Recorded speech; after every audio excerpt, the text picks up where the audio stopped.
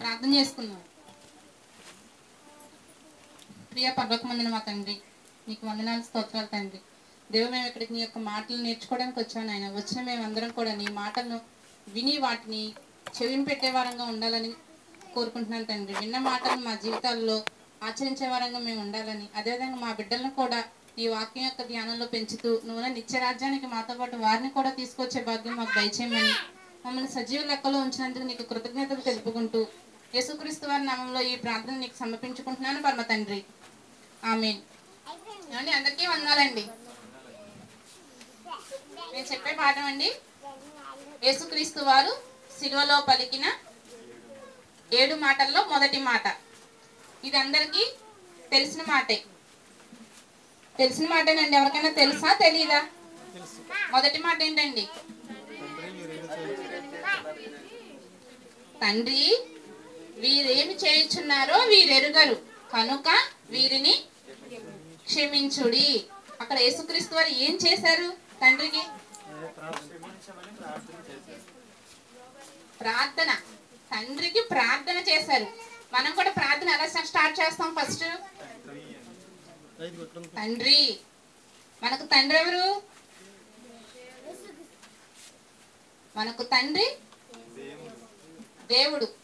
ఎందుకంటే అక్కడ యేసుక్రీస్తు వారు కూడా ఏమని సంబోధిస్తున్నారు?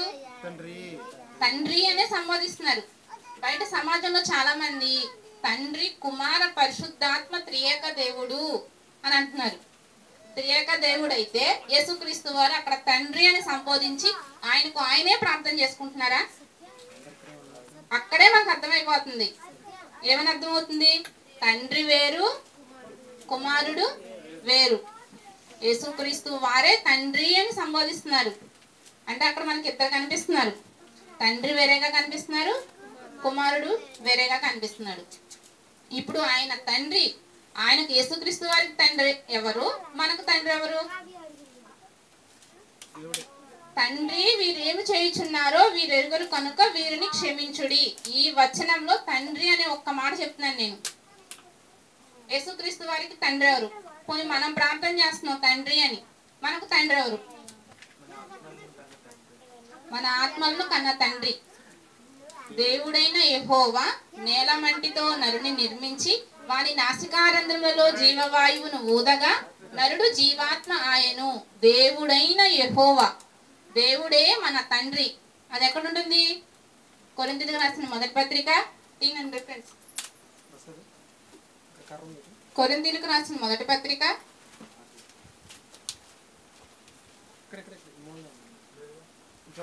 8వ అధ్యాయం 6వ వచనం అండి. ఆకాశమందైనను భూమి మీదనైనను దేవతలు అనబడినవి ఉన్నను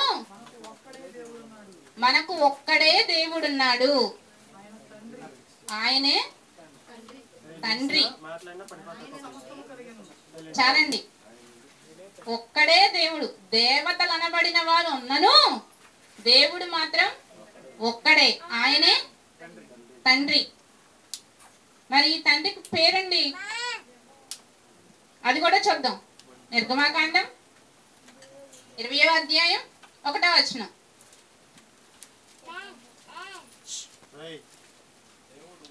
దేవుడు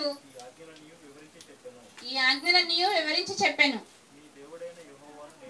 చాలండి. నీ దేవుడైన యెహోవాను నేనే. ఇక్కడ ఏం కనిపించిందండి? యెహోవా. తండ్రి అంటే దేవుడు, దేవుడు అంటే యెహోవా. మనకి ఇక్కడ అర్థమైపోయింది కదా తండ్రి ఎవరో. మరి ఆయన తండ్రి మనకేనా? యేసుక్రీస్తుకు కూడా తండ్రేనా? యేసుక్రీస్తు దేవుడే, కానీ భూమి మీదకి మన పాపాల నిమిత్తం వచ్చాడు అని చెప్తుంది సమాజం. యెహోవా ఆయనే, పరిశుద్ధాత్ముడు ఆయనే, యేసుక్రీస్తు కూడా ఆయనే. రూపం పరలోకం నుంచి ఈ లోకానికి రూపం మార్చుకొని వచ్చారు అని చెప్తున్నారు. మరి ఆయనకు కూడా దేవుడు తండ్రా, లేకపోతే మనకే తండ్రా? యేసుక్రీస్తే దేవుడా? అదొక రిఫరెన్స్ చూసుకుందామండి. యోహాను సువార్త 20వ అధ్యాయం 17వ వచనం. రెఫరెన్స్లు కొంచెం ఎక్కువ వస్తాయండి క్లారిటీ కోసం. యోహాను సువార్త 20వ అధ్యాయం 17వ వచనం. యేసు ఆమెతో, నేను ఇంకను తండ్రి యొద్దకు ఎక్కిపోలేదు కనుక నన్ను ముట్టుకొనవద్దు. అయితే నా సహోదరుల యొద్దకు వెళ్ళి నా తండ్రియు మీ తండ్రియు, ఏమంటే ఒక్క నిమిషం అండి, నా తండ్రియు మీ తండ్రియు అంటే ఒక్కళ్ళే. నెక్స్ట్ కింద చూడండి, నా దేవుడను మీ దేవుడును ఆయన వాని యొద్దకు ఎక్కిపోవచ్చున్నానని వారితో చెప్పమనెను. అర్థమవుతుందండి? భూమి మీద ఉన్నారు యేసుక్రీస్తు వారు. మరి భూమి మీద ఉన్నప్పుడే ఆయనకు తండ్రా? నా తండ్రియు మీ తండ్రియు, నా దేవుడును మీ దేవుడును అని చెప్తున్నారు అక్కడ యేసుక్రీస్తు వారు. మరి ఆయన భూమి మీద ఉన్నారు కాబట్టి ఆయన తండ్రి అని అంటున్నారంటారా? చూద్దాం, దానికి కూడా ఇంకో రిఫరెన్స్ చూద్దాం. గలతీయులకు రాసిన పత్రిక 4వ అధ్యాయం 4వ వచనం. ఇక్కడ తండ్రి అన్న మాటను చూసుకుంటున్నాం అండి, క్లారిటీ. అయితే కాలము పరిపూర్ణమైనప్పుడు దేవుడు తన కుమారుని పంపెను. దేవుడు ఎవరిని పంపారండి? తన కుమారుడు. దేవుని కుమారుడు ఎవరు? యేసుక్రీస్తు వారు. ఎక్కడి నుంచి పంపారు?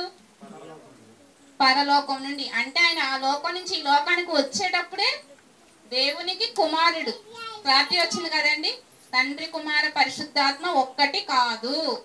తండ్రి వేరు, కుమారుడు వేరు. కుమారుడైన యేసుక్రీస్తు వారు వేరు.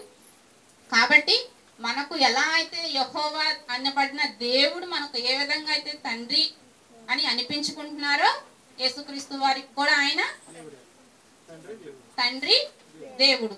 ఆయన దేవుడు, మన దేవుడు. ఆయన తండ్రి, మన తండ్రి. ఆయన పరలోకంలో ఉన్నా సరే, భూమి మీద ఉన్నా సరే ఒక్కటే. తండ్రి తండ్రి. తండ్రి వేరు, దేవుడు వేరు. సారీ, తండ్రి వేరు, కుమారుడు వేరు. యేసుక్రీస్తు వారు తండ్రి అని ప్రార్థిస్తున్నారు. మరి తండ్రికి ఆయన ప్రార్థిస్తుంటే ఆయన యొక్క కుమారుని మనవి ఆయన అంగీకరించాలంటే కుమారులు కొన్ని అర్హతలు కలిగి ఉండాలి. అదేంటండి? అర్హత కలిగి ఉండకపోతే అంగీకరించరా? ప్రపంచ మానవాళి మొత్తం దేవుని కుమారులే, అవునా కాదా? ఒక్కని నుంచి ప్రతి జాతి మనుషులు వచ్చారు. అంటే ప్రతి ఒక్కరు ఆయన పిల్లలే. ఆయన మంచివారి మీద, చెడ్డవారి మీద సూర్యుని ఉదయింప చేస్తున్నారు, వర్షాన్ని మంచుని పంటలు పండిస్తున్నారు, నీటిని సప్లై చేస్తున్నారు, గాలిని ఇస్తున్నారు. ఇదంతా ఎవరు చేస్తున్నారు? దేవుడే. అందరికీ చేస్తున్నాడు. ఎందుకు చేస్తున్నారు? అందరూ ఆయన పిల్లలే. శరీరం ధరించుకున్న ప్రతి ఒక్కళ్ళు ఆయన యొక్క జీవాత్మ కలిగి ఉన్నారు కాబట్టి అందరూ ఆయన పిల్లలే. మరి ఆయన పిల్లలు మనవి ఆలకించాలి అంటే ఆ పిల్లలు కొన్ని అర్హతలు కలిగి ఉండాలి. కొన్ని అర్హతలు కలిగి ఉంటేనే ఖచ్చితమైన పిల్లలు ఆయనకి. దేవుడు అంటున్నారు, భూమికి అని ఆకాశానికి మొరపెడతారు, వీరు నన్ను ఆకాశమా ఆలకించుము, భూమి చెవియొగ్గుము, వీరు పెద్దవానిగా చేశాను, వీరు నా మాట వినక ఉన్నారు, నా మీద తిరగబడి ఉన్నారు అని దేవుడు బాధపడుతున్నాడు అక్కడ. అంటే దేవుడు మెచ్చుకునే బిడ్డగా, దేవుడు మన ప్రార్థన వినేవారిగా ఉండాలంటే పిల్లలు కొన్ని అర్హతలు కలిగి ఉండాలి. అవేంటో చూద్దాం. దేవుని కుమారులం అని మనం అనిపించుకోవాలి అంటే కొన్ని లక్షణాలు కలిగి ఉండాలి. సరేనండి, మత్తయి సువార్త, యోహాను సువార్త చూద్దాం ఫస్ట్. యోహాను సువార్త. ఆయనకు పిల్లలుగా మనం ఉండాలి అంటే ఖచ్చితంగా ఒక 4-5 లక్షణాలు ఉన్నాయండి. వాటిని కలిగి ఉంటే దేవుడు కుమారునిగా మనల్ని అంగీకరిస్తారు. అప్పుడు మన ప్రార్థన ఆయన వింటాడా వినడా? వినాలంటే మళ్ళీ అర్హతలు ఉండాలి. ఏ విధంగా మనం ప్రార్థన చేస్తే ఆయన వింటారు? ప్రార్థనలో ఏముండాలి? మనం చేసే ప్రార్థనలో ఈ ఒక్క వచనం నుంచే చాలా పెద్ద పాఠం ఉందండి. బైబిల్లో ఒక్కొక్క వచనం నుంచి ఒక్కొక్క పాఠం చెప్పుకోవచ్చు. అందులో యేసుక్రీస్తు వారు సిలువలో పలికిన మొదటి మాటలో మొదటి వచనంలో ఒక భాగం తండ్రి గురించి చెప్పుకున్నాం. యేసుక్రీస్తు వారికి తండ్రి ఒకళ్ళే, మనకి తండ్రి ఒకళ్ళే. యేసుక్రీస్తు వారి దేవుడు ఒకళ్ళే, మన దేవుడు ఒకళ్ళే. ఆ దేవుడే మన తండ్రి. కాబట్టి తండ్రి అని సంబోధించారు. దేవునికి ఆయన అక్కడ ఏం చేశారు? ప్రార్థన చేశారు. మరి ఆయన ప్రార్థన వినాలి అంటే కుమారులు కొన్ని లక్షణాలు కలిగి ఉండాలి. కుమారులను మనం అనిపించుకోగలగాలి. ఆ లక్షణం ఏంటో చూద్దాం. యోహాను సువార్త 1వ అధ్యాయం 12వ వచనం. యోహాను సువార్త 1వ అధ్యాయం 12వ వచనం. తన్ను ఎందరు అంగీకరించరో వారికందరికి అనగా తన నామమునందు విశ్వాసముంచిన వారికి దేవుని పిల్లలగుటకు ఆయన అధికారము అనుగ్రహించెను. ఇక్కడ తన్ను ఎవ్వరు అంగీకరించి ఆయన యందు ఎవ్వరు విశ్వాసం ఉంచుతారో వారు దేవుని పిల్లలు అవుటకు అధికారం ఉంది. దేవుని పిల్లలు అవ్వడానికి ఇక్కడ ఎవరిని అంగీకరించాలి, ఎవరి యందు విశ్వాసం ఉంచాలి. పైనుంచి చూసుకుంటూ వస్తే ఆ మాటలు మాట్లాడేది ఎవరు? యేసుక్రీస్తు వారేనండి. పోనీ మనం ఎవరందు విశ్వాసం ఉంచితే తండ్రికి పిల్లలు అవుతాం? మనం యేసుక్రీస్తును విశ్వాసం ఉంచాలి, ఆయన్ని అంగీకరించాలి. మనం మారు మనసు పొంది పాప క్షమాపణ నిమిత్తం బాప్తిస్మం పొంది రక్షణలోనికి వస్తేనే, యేసుక్రీస్తుని విశ్వసిస్తేనే మనకేమొస్తుంది? రక్షణ వస్తుంది. అప్పుడే మనం దేవుని పిల్లలం అనేది అవుతాం. మనం యేసుక్రీస్తు నందు విశ్వాసం అనేది ఉంచాలి. మరి యేసుక్రీస్తు వారు ఇక్కడ ప్రార్థన చేస్తున్నారు కదండి. ప్రార్థన చేస్తున్న యేసుక్రీస్తు వారు విశ్వాసం ఉంచారా? ఆయనే యేసుక్రీస్తు. ఆయన ఎందుకు విశ్వాసం ఉండదా అండి? మీ అందు మీకు విశ్వాసం ఉందా? నేను ఈరోజు ప్రార్థనకి వెళ్ళాలి, విశ్వాసంతో వచ్చారా? విశ్వాసం లేకుండా వచ్చారా? లెగిసాక ప్రార్థనకి వెళ్ళాలి. మన ఎందుకు మనకు నమ్మకం ఉంది, నమ్మకం ఉండబట్టే వచ్చాం. నమ్మకం కదా ఏం వెళ్తాంలే, వెళ్ళేటప్పుడు చూద్దాంలే అని అనుకుంటాం. విశ్వాసం మన మీద, మన శక్తి మీద మనకు ఒక విశ్వాసం అనేది ఉంటుంది. ఆయన అక్కడ మహోన్నతుని కుమారుడు, పరలోకం నుంచి వచ్చాడు మనందరి కోసం. ఆయన ఏందానికి విశ్వాసం లేకుండా ఉండదు. మనం ఏ విధంగా అయితే ఆయన నందు విశ్వాసం ఉంచాలో అలాగే ఆయనకు కూడా ఆయన విషయమే కాబట్టి విశ్వాసంతో పని కూడా లేదు. విశ్వాసం, యేసుక్రీస్తు నందు విశ్వాసం ఉంచితేనే దేవునికి మనం పిల్లలం అవుతాం. సరే, ఇంకొక సందర్భం చూసుకుందాం. మత్తయి సువార్త 5వ అధ్యాయం 9వ వచనం అండి. సమాధానపరచువారు ధన్యులు, వారు దేవుని కుమారులు అనబడుదురు. సమాధానపరచువారు ధన్యులు, వారు దేవుని కుమారులు అనబడుదురు. అక్కడ విశ్వాసం ఉంచితే దేవుని పిల్లలు అవుతారు. ఇది ఇంకొక సందర్భం. విశ్వాసం ఒక్కటే ఉంచితే కాదంట, సమాధానపరచాలంట. బయట పెద్ద గొడవ జరుగుతుందండి. వెళ్ళి మనం ఆ గొడవని సెటిల్ చేసి ఆ ఇరు వర్గాన్ని సమాధాన పరిస్తే మనం దేవుని పిల్లలు అవుతామా? నా పాయింట్ అమ్మని చెప్తున్నారు. అక్కడ లోకంలో దెబ్బలాడుకునే వాళ్ళని ఏంటి సమాధాన పరిస్థితి దేవుని పిల్లలు అవ్వండి. మనం దేవుని పిల్లలమైన మనకి మధ్య ఒక గొడవ ఉంది, పాపం. ఆ పాపంతో ఈ దేవుని పిల్లలను దేవునికి దూరం అయిపోతున్నారు వాళ్ళ పాపం వల్ల. ఆ పాపాన్ని తీసివేసి దేవునికి దగ్గర చేసి సమాధాన పరిచయం అనుకోండి, మనం అప్పుడు ఏమవుతాం? దేవుని పిల్లలం అవుతాం. పాపంతో దేవునికి దగ్గర కాలేకపోతున్నారు చాలా మంది. ఆ పాపాన్ని పోగొట్టాలి. సువార్త ప్రకటన ద్వారా ఆ పాపాన్ని తీసివేసి వారిని దేవునికి దగ్గరగా చేస్తూ సమాధాన పరచవచ్చు దేవునితో వారిని. ఒకసారి రిఫరెన్స్ చూద్దామండి. హెబ్రీలకు రాసిన పత్రిక. యేసుక్రీస్తు వారు ఎవరినైనా సమాధాన పరిచారండి?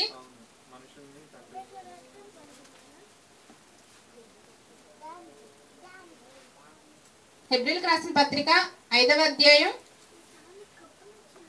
7వ వచనం. శరీరాన్ని ధరించుకున్న ప్రతి ఒక్కరూ కూడా యేసుక్రీస్తు వారు ఏ విధంగా అయితే ఉన్నారో అలానే ఉండాలండి. ఆయన అక్కడ ఎలా ఉన్నారో చూడండి ఒకసారి. శరీరధారి అయి ఉన్న దినములలో మహారోదనముతోను కన్నీళ్లతోను తన్ను మరణము నుండి రక్షింపగలవానికి ప్రార్థనలను యాచనలను సమర్పించి భయభక్తులు కలిగి ఉన్నందున ఆయన అంగీకరింపబడెను. మరణం నుంచి తప్పించగల వానికి, మరణం అంటే ఏ మరణం? రెండవ మరణం, నరకం. నరకం నుంచి తప్పించే వానికి భయభక్తులతో ప్రార్థన యాచనలు సమర్పిస్తున్నారంట యేసుక్రీస్తు వారు. ఎంతో తగ్గింపుతనంతో, ఎంతో లోబడి, చాలా విధేయతతో ఉన్నారు యేసుక్రీస్తు వారు. అలాంటి వ్యక్తి దేవునికి మనకు మధ్య సమాధాన పరిచేవారుగా ఉన్నారండి. తను మరణం నుంచి రక్షించే ఆయనకి ప్రార్థన చేస్తున్నారు, యాచిస్తున్నారు, భయభక్తులు కలిగి ఉన్నారంట. దేవుని యొద్ద దేవునితో సమానుడిగా, దేవుని కంటే నరుని చేసే విషయంలో తప్ప ప్రతిదీ యేసుక్రీస్తు వారే చేశారు. అవునండి, మనిషిని ఒక్కనే దేవుడు తన చేతులతో చేసుకున్నాడు. అలాంటి మహోన్నతుడు భూమి మీదకి వచ్చి ఆ రెండవ మరణం నుంచి తప్పించుకోవడానికి ఎంతో ఈ శరీరంలో ఉండి ఎంతో ఎంతో ఎంతో దేవునికి భయభక్తులు కలిగి ఉన్నాడంట, యాచిస్తున్నాడంట దేవుణ్ణి, నన్ను ఆ నరకానికి పంపించొద్దు తండ్రి అని. అందుకు కారణం పాపం జోలికి మాత్రం ఆయన వెళ్ళలేదండి. మరి సమాధానపరచాలి కదా.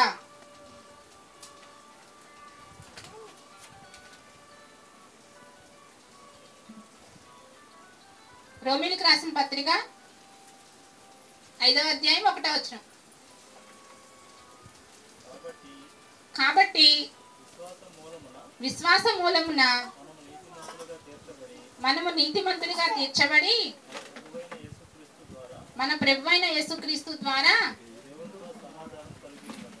దేవునితో సమాధానము.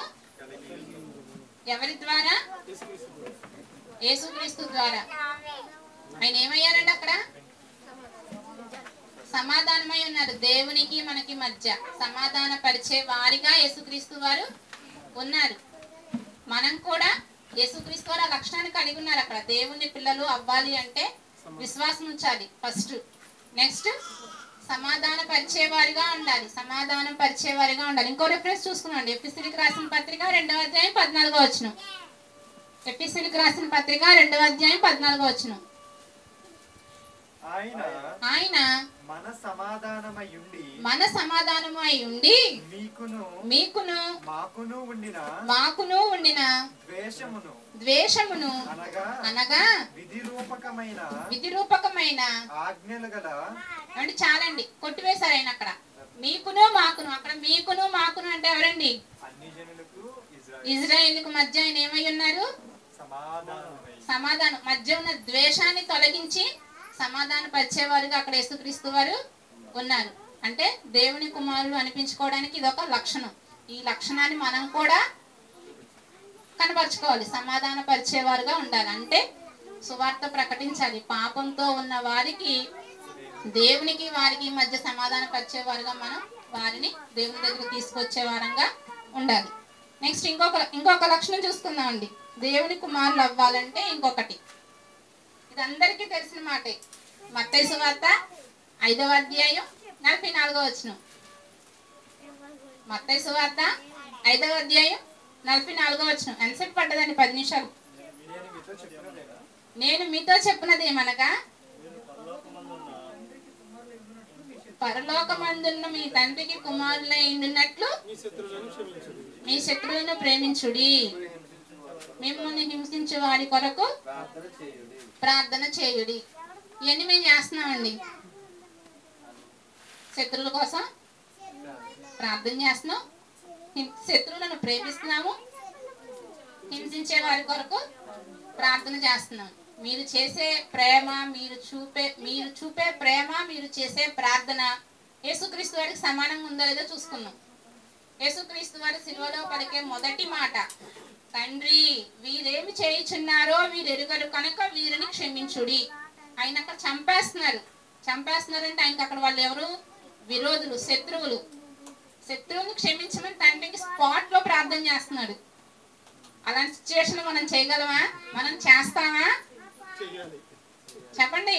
క్షమిస్తున్నాడు, క్షమించే మనసు ఉంది కాబట్టే ప్రార్థన చేస్తున్నాడు. హృదయపూర్వకంగా చేస్తేనే ఆ ప్రార్థన అంగీకరింపబడుతుంది. ఈ నెక్స్ట్ పాఠం అది కూడా వస్తుంది. ఆయన ప్రార్థన అంగీకరింపబడిందా లేదా, ఆయన చేసిన మాటకు అంగీకారం దొరికిందా లేదా, దేవుడు అంగీకరించి సమాధానం ఇచ్చాడా లేదా కూడా వస్తుంది మనకు పాఠం. సాయంత్రం మిస్ అవ్వకుండా రండి, సరేనండి. యేసుక్రీస్తు వారు ఏం చేశారు? శత్రువుని ప్రేమించి వారి కొరకు ప్రార్థన చేశారు. మనం కూడా దేవుని పిల్లలం అవ్వాలి అంటే మన శత్రువులను ప్రేమించాలి. మన చోట్ల కొంచెం వస్తేనే తట్టుకోలేము, మనమే కొంచెం ఎత్తు కట్టుకుంటే తట్టుకోలేము, ఇంకా మనకన్నా కొంచెం నీట్గా డ్రెస్ అయితేనే తట్టుకోలేము. మన గురించి మనకు తెలియకుండా, లేకపోతే మనకు తెలిసే మన ముందు కొంచెం దూరంగా చెప్పుకుంటుంటే తట్టుకో. అసలు వాళ్ళ వంక చూడడం, మాట్లాడడం సహించలేము. ఇంకా ఎక్కడ ప్రేమిస్తాం, ఎక్కడ ప్రార్థన చేస్తాం? ఏమండి, అవును కదా? శత్రువులను ప్రేమించాలి, హింసించే వారి కొరకు ప్రార్థన చేయాలి. ఇప్పుడు ఎన్ని లక్షణాలు తెలుసుకున్నాం అండి? దేవుని పిల్లలు అవ్వాలంటే క్రీస్తునందు విశ్వాసం ఉంచాలి, సమాధాన పరిచేవారుగా ఉండాలి, లోకాన్ని దేవునికి మధ్య సమాధాన పరిచేవారుగా ఉండాలి. మూడవది, శత్రువులను ప్రేమించాలి, వారి కొరకు ప్రార్థన చేయాలి. ఈ 3 లక్షణాలు యేసుక్రీస్తు వారు ఆ మాట దగ్గర మనకు కనిపించారు. ఆ 3 లక్షణాలు కనిపించినాయి. ఇంకొకటి ఉంది, చూసుకుందాం. దేవుని పిల్లలు అవ్వడానికి ఇంకొక లక్షణం చూసుకుందాం.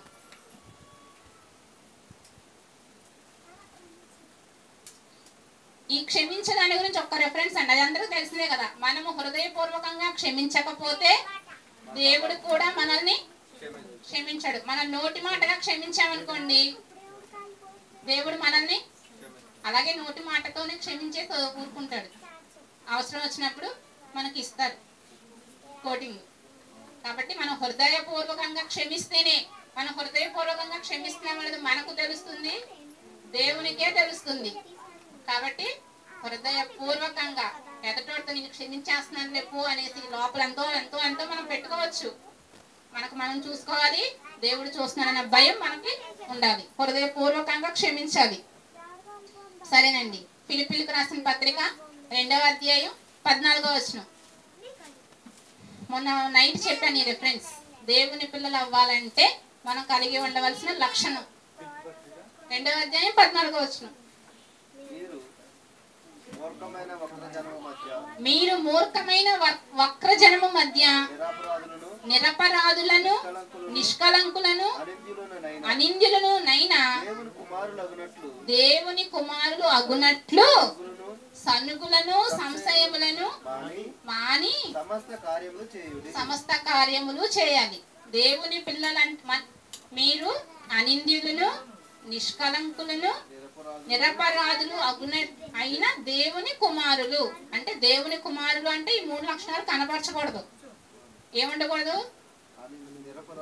నిరపరాధులుగా ఉండాలి, నిష్కలంకులుగా ఉండాలి, అనింద్యులుగా ఉండాలి.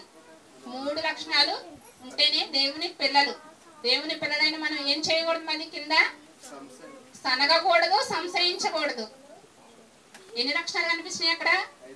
ఒకే రెఫరెన్స్ లో 5 కనిపించినాయి. మన మీద ఎటువంటి నింద ఉండకూడదు, ఏ విధమైన అపరాధం ఉండకూడదు, ఎటువంటి కళంకం ఉండకూడదు, అదేవిధంగా సనగకూడదు, సంశయించకూడదు. ఇవి ఉంటేనే దేవుని పిల్లలు అంట. మనం సనుకుతామండి ఇంట్లో, అసలు కోపం సర్వగా వస్తుంది, వచ్చిన కానీ సనుక్కుంటానే ఉంటాం. సంశయించడం అంటే ఆలోచించడం, అది కరెక్ట్, అది అనుమానం లాగా ఏదో ఒకటి చేస్తానే ఉంటాం. కాబట్టి ఇవేమి ఉండకూడదు. దేవుని పిల్లలకు ఈ లక్షణాలు ఉండకూడదు. యేసుక్రీస్తు వారికి మరి ఈ రెఫరెన్స్ వర్తిస్తుందా? దేవుని కుమారుడు అనిపించుకోవడానికి ఈ రెఫరెన్స్ వర్తిస్తుందా? నాలో పాపం ఉన్నదని మీరు ఎవరు స్థాపింపగలరు అన్నారు ఆయన. కాబట్టి ఆయన దగ్గర అపరాధం ఉండదు, నింద ఉండదు, నిష్కలంకం ఉండదు, సనగటం ఉండదు, సంశయము ఉండదు. కాబట్టి యేసుక్రీస్తు వారు దేవుని కుమారుడే. దేవుని కుమారుడు అనిపించుకోవడానికి ఈ రెఫరెన్స్ ఆయనకి వర్తిస్తుంది.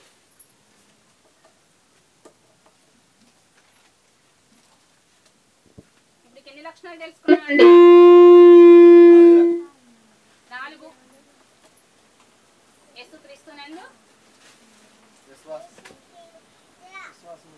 యేసుక్రీస్తునందు విశ్వాసం ఉండాలి, సమాధాన పరిచేవారుగా ఉండాలి, శత్రువులను ప్రేమించాలి, వారి కొరకు ప్రార్థన చేయాలి, హింసించే వారి కొరకు ప్రార్థన చేయాలి.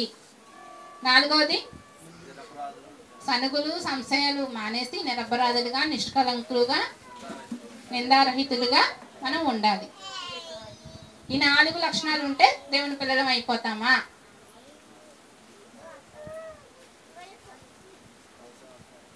ఇన్ని లక్షణాలు ఉన్నా సరే ఇంకొక లక్షణం లేకపోతే మనం ఏమీ చేయలేమండి. రోమీయులకు రాసిన పత్రిక 8వ అధ్యాయం 14వ వచనం. రోమీయులకు రాసిన పత్రిక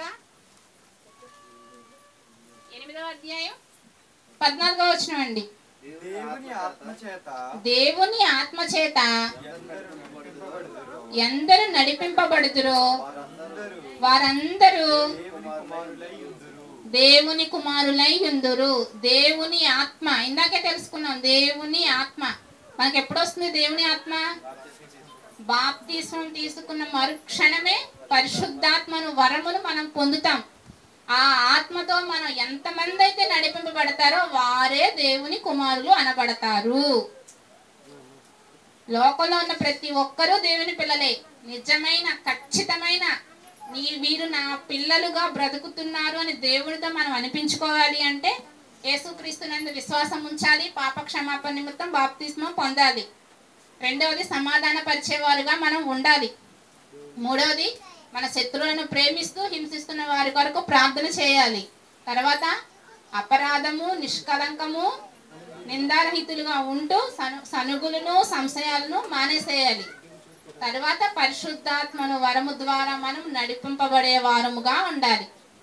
ఆత్మతో నడిపింపబడే వారంగా ఉంటే పాపం జోలికి మనం అసలు పోమండి. దేవుని వాక్యం మనలోనే ఉంటుంది. వాక్యం ఉన్నవారు ఎలా ఉంటారు? ఆ క్రీస్తు వారు ఎలా అయితే బ్రతికారో అలానే బ్రతుకుతారండి. పాపం జోలికి ఆయనకు అసలుకి లేదు. యేసుక్రీస్తు వారికి పాపం అనేది నాలో ఉందని ఎవరు స్థాపింపగలరని సవాలు విసిరారు. కాబట్టి ఆయనకి ఇది అక్కడ వర్తిస్తుంది. యేసుక్రీస్తు వారికి దేవుని కుమారుడు అనిపించుకోవడానికని, ఆయన ప్రార్థన చేయడానికి అక్కడ యేసుక్రీస్తు వారు అర్హత పొంది ఉన్నారు. తండ్రి అని నేను పిలిస్తే ఏంటి నా కుమారుడా అని వినే విధంగా యేసుక్రీస్తు వారు ఉన్నారు అక్కడ. మనం కూడా రోజు ప్రార్థన చేస్తాం. మరి తండ్రి మన ప్రార్థన వినాలి అంటే ఈ 5 మనలో ఉండాలండి. లేసాం ప్రార్థన చేస్తాం. ప్రతిరోజు కుటుంబ ప్రార్థన, పిల్లలతో ప్రార్థన చేపించడం, మనం ప్రార్థన చేసుకోవడం ఖచ్చితంగా ఉండాలి అని చెప్పుకుంటున్నాం. ఎవరు పడితే వాళ్ళు చేస్తే దేవుడు ప్రార్థన వినడానికి ఇక్కడ మనకు అర్థమవుతుంది. ఆయన పిల్లలుగా ఉన్న మనం చేస్తే, ఈ 5 లక్షణాలు కలిగిన వాళ్ళు చేస్తేనే, పరిశుద్ధాత్మను కలిగి ఉంటేనే మన ప్రార్థన దేవుడు ఆహా నా పిల్లలు నా కోసం ప్రార్థిస్తున్నారని దేవుడు వింటాడంట చెవి ఎగ్గి. ఎక్కడైనా 2-3 కనుక దేవుని పిల్లలైన వారు ఉంటే దేవుడు వీళ్ళు నా గురించి ఏం మాట్లాడుకుంటున్నారు అని చెవి యొగ్గి ఆలకించును అని మనకు మలాకీ గ్రంథంలో వస్తుందండి. నా గురించి ఏం మాట్లాడుకుంటున్నారా అని. ఇది ఎప్పుడో తెలుసు, కానీ మనం అమ్మో దేవుడు వింటున్నాడనే భయం మనకు లేదు. నోటికి వచ్చింది మనకి వీలున్నది మనం మాట్లాడేసుకుంటూనే ఉంటాం. ఎవరు మాట్లాడుకుంటున్నా నా గురించే మాట్లాడుకుంటున్నారేమో అని దేవుడు ఎంతో ఆసక్తితో శ్రద్ధతో వచ్చి వింటాడంట. మన దగ్గరకు వచ్చేసి చెవి యొగ్గి అంటే చాలా ఇంట్రెస్ట్ తో మనం కూడా చూడండి, ఎవరైనా చెప్తుంటే వినేదానికన్నా ఇంకొంచెం ఇంట్రెస్ట్ ఎక్కువ పెట్టి వింటాం. చెవి యొగ్గి వినిపించదేమోనని దగ్గరికి వెళ్ళిపోయి లేకపోతే చెగొట్టి పడేసేసి వాళ్ళ వైపు వింటూ ఉంటాం. సరేనండి, ఇక్కడ యేసుక్రీస్తు వారి దగ్గర పరిశుద్ధాత్మ నడిపింపు ఉంది కదండి. ఆయన దెయ్యాలను వదిలిస్తుంటే అక్కడ దెయ్యాలు వదిలించే సందర్భంలో బయల్జెబూలు అనే దెయ్యం యొక్క అధిపతి ద్వారా ఈయన దెయ్యాలని వెళ్ళగొడుతున్నాడంటే కాదు, దేవుని ఆత్మ ద్వారా నేను దెయ్యాలను వదిలిస్తున్నానని అక్కడ యేసుక్రీస్తు వారు ఆ సందర్భంలో చెప్తారు. తెలుసా అండి సందర్భం? అంటే యేసుక్రీస్తు వారు ఎవరి నడిపింపులో ఉన్నారు? పరిశుద్ధాత్మ నడిపింపులోనే ఉన్నారు. ఇక్కడ మనకి ఎన్ని సందర్భాలు తెలిసినాయి? తండ్రి వీరేమి చేయించున్నారో వీరెరుగరు కనుక వీరిని క్షమించు. ప్రార్థిస్తున్నాడు తండ్రికి అక్కడ ఆయన. క్షమించమని, ఏం చేస్తున్నారో తెలియదని క్షమించమని. వాళ్ళు ఏం చేస్తున్నారు అక్కడ తెలియదా అండి వాళ్ళకి? వాళ్ళు ఏం చేస్తున్నారు అక్కడ? యేసుక్రీస్తుని చంపుతానికి శిక్ష విధించారు, ఆయన హింసిస్తున్నారు, కొడుతున్నారు, ఉమ్ము వేస్తున్నారు, ముళ్ళ కిరీటం పెట్టారు. ఇంకా వాళ్ళకి తెలియదు ఏముంది అక్కడ? ఆయన వీపంతా పొలం ఏ విధంగా అయితే దున్నుతారో ఆ విధంగా చేసేస్తారు. ప్రతి రక్తపు బొట్టు కారే వరకు కూడా చివరికి బళ్ళెంతో పొడిచి ఇంకా ఏమన్నా ఉందేమో బ్యాలెన్స్ అని చెప్పి కూడా చూసారండి. ఇంత చేసినా తండ్రి వీరిని క్షమించు ప్రార్థిస్తున్నాడు. తండ్రికి కుమారుడు ప్రార్థన చేస్తున్నాడు క్షమించమని. అర్థమైందండి? సరేనండి, తండ్రి అనే మాట ఒక్కటి చెప్పాను. అదే విధంగా ఆ తండ్రి మన ప్రార్థన అంగీకరించాలంటే కుమారులు కలిగి ఉండవలసిన లక్షణాలు చెప్పాను. తండ్రి, కుమారుడు. యేసుక్రీస్తు వారు వేరు, యేసుక్రీస్తు వారు వేరు. అదేవిధంగా పరిశుద్ధాత్ముడు కూడా వేరు. ముగ్గురు ఒకటి మాత్రం కాదు, ముగ్గురు వేరు వేరు. అలాగే మనం కూడా దేవుని పిల్లలం. దేవుడు వేరు, మనం వేరు. మనలో ఎవరు ఉండాలి? పరిశుద్ధాత్ముడు ఉండాలి. ఆయన నడిపింపు మనలో ఉండాలి. ఉండాలి అంటే మనం ఎలా ఉండాలి? బాప్తిస్మం తీసుకున్న నాటి నుంచి పాపం జోలికి పోక, పాపంతో సహవాసం చేయక, వాక్య ధ్యానంలో ఉంటూ నరకాన్ని తప్పించమని దేవునికి భయభక్తులు కలిగి ప్రార్థన చేస్తూ యాచిస్తూ మనం ముందుకు సాగాలండి. అట్టి విధంగా మనందరం ఉండాలని కోరుకుంటూ మిగిలిన పాఠాన్ని సాయంత్రం చెప్పుకుందాం. సరేనండి? అర్థమైంది అనుకుంటున్నాను. ప్రార్థన చేయడానికి మనం కుమారుడు అని అనిపించుకోవడానికి మనం కలిగి ఉండవలసిన లక్షణాలు. సరే అండి, ప్రార్థన చేసుకుందాం.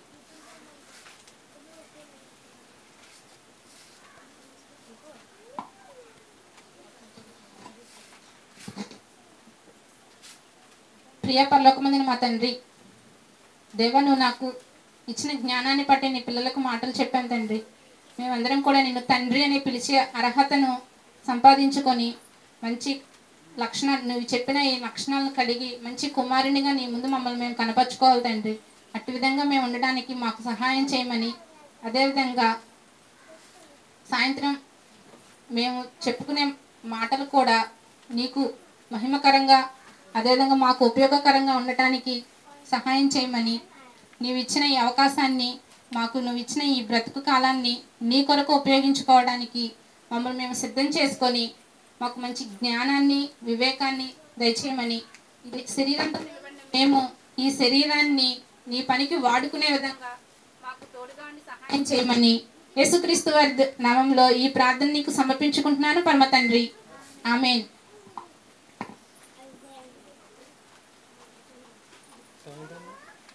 Thank you.